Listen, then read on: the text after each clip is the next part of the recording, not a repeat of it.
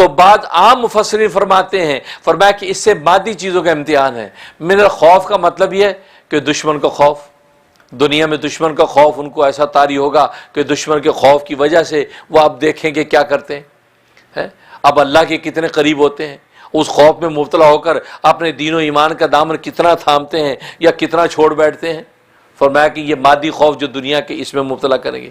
والجو، فرمایا فقر و فاقہ اور قحط آ جائیں گے، قحط نازل ہو جائیں گے، فقر و فاقہ آ جائے گا۔ اس قحط اور فقر و فاقہ میں اللہ آزمائیں گے، دیکھتے ہیں کہ اس بھوک اور پیاس میں خدا کو یاد کرتا ہے کہ نہیں کرتا، آزمائیں گے۔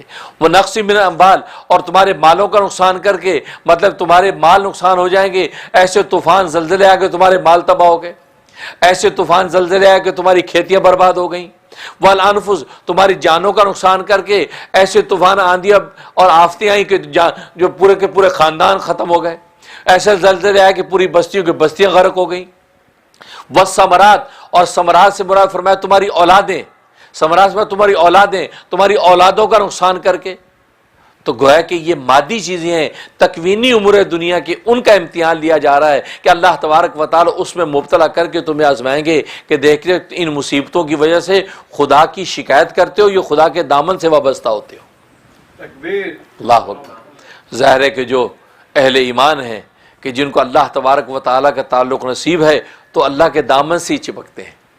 دیکھو آپ نے چھوٹا بچہ دیکھا ہو، اللہ اکبر، امام رومی رحمۃ اللہ علیہ فرماتے ہیں کہ اللہ سے وابستہ ہونا، اللہ کے دامن سے وابستہ ہونا کاش کوئی معصوم بچے سے سیکھے، کاش یہ انسان معصوم بچے سے سیکھے۔ ایک چھوٹا بچہ 1-2 سال کا، ماں اس کی پٹائی کر کے اس کو دھتکارتی ہے، جب اس کی پٹائی کرتی تو بچہ اسی کے دامن سے لپٹتا ہے، اسی کی گود میں گرتا ہے، حالانکہ وہ پٹائی کر رہی ہے، حالانکہ اس کو وہاں سے دھتکار رہی ہے، لیکن وہ روتا روتا اسی کی گود میں گرتا ہے۔ فرمایا کہ کاش اس معصوم بچے سے کوئی سیکھ لے کہ خدا کے قریب ہونے کا طریقہ کیا ہے، کہ جس خدا کی طرف سے کوئی آفت مصیبت آ جائے تو بندے کا کام اس بچے کی طرف خدائی کے دامن میں گرنا ہے۔